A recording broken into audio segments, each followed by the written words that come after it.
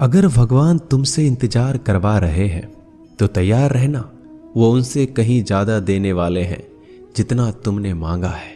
जिस तरह लोग मुर्दे इंसान को कंधा देना पुण्य समझते हैं, काश इस तरह जिंदा इंसान को सहारा देना पुण्य समझने लगे तो जिंदगी आसान हो जाएगी। मत सोच इतना जिंदगी के बारे में। जिसने जिंदगी दी है उसने भी तो कुछ सोचा होगा। बेवजह ही नहीं होती लोगों से मुलाकात, किसी से सबक मिलता है तो किसी से ज्ञान। श्री कृष्ण कहते हैं, किसी को दुख देकर मुझसे अपने सुख की इच्छा मत करना। अगर तुम किसी को एक पल का भी सुख देते हो तो अपने दुख की चिंता कभी मत करना। जब दर्द और करबी बोली दोनों सहन होने लगे तो समझ लेना जीना आ गया है। कौन क्या कर रहा है, कैसे कर रहा है, क्यों कर रहा है, इन सब से आप जितना दूर रहेंगे उतना ही खुश रहेंगे। हंसते रहो तो दुनिया साथ है, वरना आंसुओं को तो आंखों में भी जगह नहीं मिलती। जीवन में जो होता है वह किसी वजह से होता है। या तो वह आपको कुछ बनाकर जाता है या फिर कुछ सिखाकर। कटना, पिसना और अंतिम समय तक निचोड़े जाना गन्ने से बेहतर कौन जानता है कि मीठा होने का नुकसान कितना होता है। जब कोई दिल दुखाए तो सबसे बेहतर है कि हम चुप हो जाएं, क्योंकि जिन्हें हम जवाब नहीं देते उन्हें फिर वक्त जवाब देता है। अंधे बहरे गूंगे बनकर अपने लक्ष्य पर ध्यान देते रहो। यहाँ इतने खाली लोग हैं कि ना खुद कुछ करेंगे और ना करने वालों को कुछ करने देंगे और उनका मनोबल भी तोड़ देंगे। लोग जरा सी बात पर आपको छोड़ देते हैं और भगवान जरा सी प्रार्थना से आपको थाम लेते हैं। कर्मों से डरिए, ईश्वर से नहीं। ईश्वर तो माफ कर देता है मगर कर्म नहीं। यह अटल सत्य है कि जैसे बछड़ा 100 गायों में अपनी माँ को ढूंढ लेता है, उसी प्रकार कर्म अपने कर्ता को आज नहीं तो कल ढूंढ ही लेता है। नीयत साफ और मकसद सही हो तो यकीनन किसी न किसी रूप में ईश्वर भी आपकी मदद करते हैं। जिंदगी में जितना शांत रहोगे अपने आप को उतना ही मजबूत पाओगे, क्योंकि लोहा ठंडा होने पर मजबूत होता है। गरीब रहोगे कोई ध्यान नहीं देता। मेहनत करोगे तो सब हंसेंगे, लेकिन जब कामयाब हो जाओगे तो सब जलेंगे। जिंदगी वो हिसाब है जिसे पीछे जाकर सही नहीं किया जा सकता। इसलिए आज में सुधार करें और पुरानी बातों को अनुभव की तरह इस्तेमाल करें। जिस जिंदगी में उत्साह, लक्ष्य और अनुशासन ना हो उसे जिंदगी जीना नहीं, जिंदगी काटना कहते हैं। कभी कभी आप बिना कुछ गलत किए भी बुरे बन जाते हैं, क्योंकि जैसा लोग चाहते थे आप वैसा नहीं करते। जिस मनुष्य के हृदय में सच्ची मानवता हो उसकी सोच हमेशा यही होगी कि मुझे मिला हुआ दुख किसी को ना मिले और मुझे मिला हुआ सुख सबको मिले। मैंने हंसकर भी देख लिया और रोकर भी देख लिया, किसी को पाकर किसी को खोकर भी देख लिया। ये जान लिया कि जिंदगी वही जी सकता है जिसने अकेले जीना सीख लिया। जिंदगी बहुत कुछ सिखाती है, थोड़ा रुलाती है, थोड़ा हंसाती है। खुद से ज्यादा किसी पे भरोसा मत करना, क्योंकि अंधेरे में तो परछाई भी साथ छोड़ देती है। अगर कोई आपको सच्चा प्यार करता है तो वह आपको समय जरूर देगा, आपकी हर स्थिति में साथ देगा, हमेशा आपके लिए समर्पित रहेगा, क्योंकि सच्चा प्यार एक दूसरे की खुशियां चाहेगा, आंखों में पानी नहीं। लोहे को कोई नष्ट नहीं कर सकता, बस उसका जंग उसे नष्ट कर सकता है। इसी तरह आदमी को कोई और नहीं बल्कि उसकी सोच ही नष्ट कर सकती है। इसलिए सोच अच्छी रखो, फल अच्छा ही होगा। इतना कमजोर मत बनो कि कोई भी आपको तोड़ सके, बल्कि इतना मजबूत बनो कि आपको तोड़ने वाला खुद ही टूट जाए। दर्द आपको मजबूत बनाता है, डर आपको बहादुर बनाता है, अनुभव आपको सिखा देता है। जिस दिन हम समझ जाएंगे कि सामने वाला गलत नहीं, सिर्फ आपकी सोच हमसे अलग है, उस दिन जीवन में सब दुख दूर हो जाएंगे। क्यों रोते हो? मन का ना होने पर जो लिखा है वही होकर रहेगा।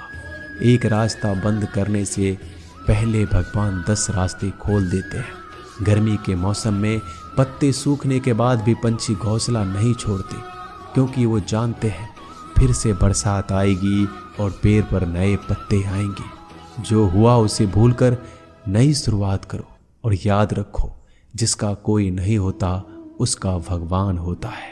मतलब से जुड़े रिश्ते मतलब तक साथ देते हैं, लेकिन दिल से जुड़े रिश्ते आखिरी सांस तक निभाते हैं। अच्छा काम करते रहो, चाहे कोई सम्मान करे या ना करे, क्योंकि सूर्योदय तब भी होता है जब करोड़ों लोग सोए रहते हैं। दुनिया में हर एक काम आसान है, केवल अंदर से आवाज आनी चाहिए। हमेशा मेहनत और उस परमात्मा पर विश्वास रखना इस सफलता का सूत्र है। जीवन में सबसे बड़ी गलती वो है जिस गलती से हम कुछ सीख नहीं पाते। जो व्यक्ति अपने मन को काबू में कर सकता है वह जिंदगी में कुछ भी कर सकता है। इंसान की अच्छाइयों पर सब खामोश रहते हैं, लेकिन चर्चा अगर बुराई पर हो तो गूंगे भी बोल पड़ते हैं। श्री कृष्ण कहते हैं, तुम्हारे बीते हुए कल को तो मैं ठीक नहीं कर सकता, क्योंकि तुम वर्तमान में अगर अच्छा कर्म करोगे तो मैं तुम्हारा आने वाला कल जरूर उजागर करूंगा। झूठी बातों पर लोग आपकी वाहवाही करेंगे, वही लोग आपको तबाह करेंगे। बुरे से बुरा क्या ही होगा, हम तो हमेशा ही सोच लेते हैं, मगर अच्छे से अच्छा क्या होगा हम ये कभी नहीं सोचते।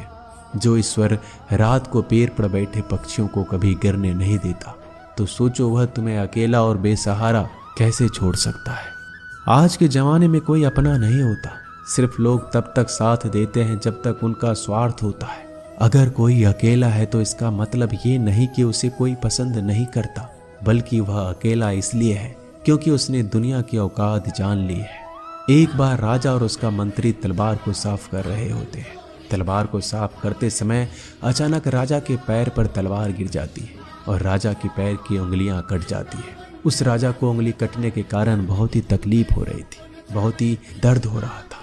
लेकिन उसका मंत्री कहता है, शांत रहिए महाराज, जो कुछ भी होता है अच्छे के लिए होता है। राजा को यह बात सुनकर गुस्सा आ जाता है। वह मंत्री से कहता है कि मेरी उंगली टूट गई और तुम कह रहे हो अच्छे के लिए हुआ। वह मंत्री राजा को समझाने की कोशिश करता है, पर वो नहीं मानता और बिना सुने गुस्से के कारण मंत्री को काल कोठरी में बंद करने का आदेश दे देता है। पर मंत्री को इस बात का कोई दुख नहीं था, क्योंकि उसका अभी भी यही कहना था कि जो होता है अच्छे के लिए होता है। वो अपनी खुशी से ही अपने आप को सैनिक के हवाले कर देता है। राजा इस बात को सुनकर चौंक जाता है, सोचता है कि मेरा मंत्री कितना मूर्ख था।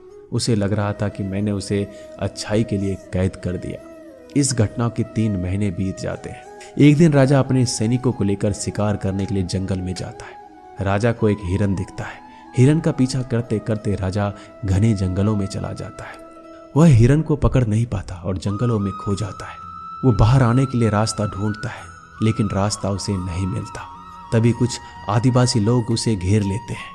उन लोगों को पता नहीं था कि वह राजा है। वो लोग अपनी देवता को बलि चढ़ाने के लिए एक इंसान को ढूंढ रहे थे। आदिवासी लोग राजा को पकड़कर अपने इलाके में ले जाते हैं। राजा उनको बार बार समझाने की कोशिश करते हैं, लेकिन वो लोग कुछ भी नहीं समझ रहे थे। वो लोग खुशी से नाचते हैं और राजा को नहलाकर बलि चढ़ाने के लिए उनको कपड़ा पहनाते हैं। अब राजा को लगता है कि वो मरने वाला है।